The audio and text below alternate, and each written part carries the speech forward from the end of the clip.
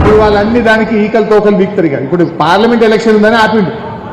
Parliament ఓట్లు డబ్బల వెళ్ళగానే ఇక నీకు బంధు అని అన్ని పెడతాడు. ఇక నీకు 5 ఎకరాలు దాటింది బంధు, నీ ఇంట్లో నౌకరు ఉన్నది నీకు బంధు, నువ్వు పంట వేయలేదు బంధు, నీకు మోటార్ సైకిల్ ఉన్నది బంధు, నీకు ట్రాక్టర్ ఉన్నది నీకు బంధు అని అన్ని ఇప్పుడు రేపు ఏర్తాడు. ఇక అన్ని రేపు ఈకలు తోకలు పెట్టి అందరికీ కోతలు పెట్టే పనులు మరి. నువ్వేమంటావు? నువ్వు బయట పోయి కాబోయే ప్రధానమంత్రి మా రాహుల్ గాంధీ అని నువ్వే స్పీచ్లు కొడతావు కదా. నిజంగా నీ రాహుల్ గాంధీ ప్రధానమంత్రి అయ్యేది ఉంటే మోడీ గారి దగ్గరికి పోయి నీ ఆశీర్వాదం ఎప్పటికి ఇట్లే ఉండాలంటున్నావు అంటే ఏమర్థమైంది అన్నట్టు? అంటే మీ కాంగ్రెస్ పార్టీ గెలవది, మా రాహుల్ గాంధీ ప్రధానమంత్రి కాడు అని నువ్వే చెప్పినావు.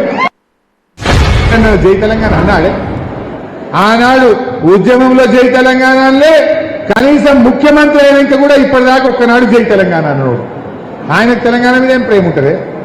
తెలంగాణ అమరవీరుల స్తూపం దగ్గర కనీసం 2 పువ్వులు కూడా పెట్టలే ఈ మనిషి. ఒకనాడు అమరులకు శ్రద్ధాంజలి కూడా ఘటించిన వ్యక్తి. ఆయనకు మన మీద ప్రేమ ఉంటారు. మనము కాంగ్రెస్ ను ఓడిస్తేనే మనం గట్టిగా మెడలు వంచి కాంగ్రెస్ చేత అమలు చేయించగలుగుతాం.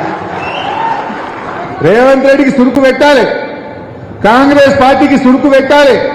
బిడ్డ నువ్వు 2500 ఇస్తా అని అక్క చెల్లెలను మోసం చేసినావు, బిడ్డ నువ్వు 4000 ఇస్తా పెన్షన్ అని మోసం చేసినావు, 1500 రైతు బంధు ఇస్తానని మోసం చేసినావు, 500 క్వింటల్కు బోనస్ ఇస్తానని మోసం చేసినావు. అందుకే పార్లమెంట్ ఎన్నికల్లో నీకు సురుకు పెడుతున్నాం, నీకు కాంగ్రెస్ పార్టీని ఓడగొడుతున్నాం, ఇప్పటికన్నా అమలు చేయి అని మనం గట్టిగా సురుకు పెట్టాల్సిన అవసరం ఉంది.